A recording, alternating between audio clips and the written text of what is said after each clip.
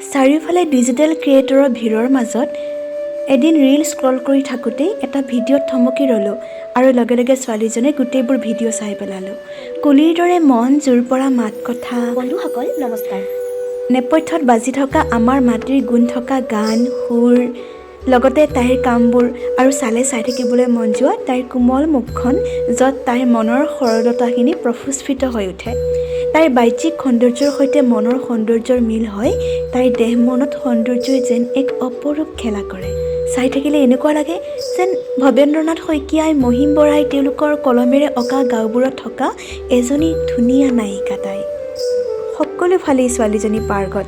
আবৃত্তি কৰা, নাচা, ঘৰৰ সকলো কামতে পাকৈত ছোৱালীজনী যেন কোনোবা ৰূপকথাৰ ৰূপকুঁৱৰী, যিয়ে নিজৰ মাজতে এখন ধুনীয়া সৰগ ৰচি নিজৰ মাজতেই মগন হৈ থাকে, যাৰ আনক বেয়া পাবলৈ তিলমানো আহৰি নাই।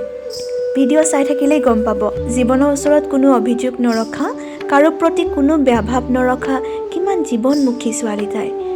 হাজাৰৰ মাজত তুমি জিলিকি থকা এপাহ বেলি ফুল হয়। আমি যে সৰুতে এটি কবিতা পঢ়িবলৈ পাইছিলোঁ, মই গান্ধীজীৰ দৰে হ'ম, সদায় সত্য পথত ৰম।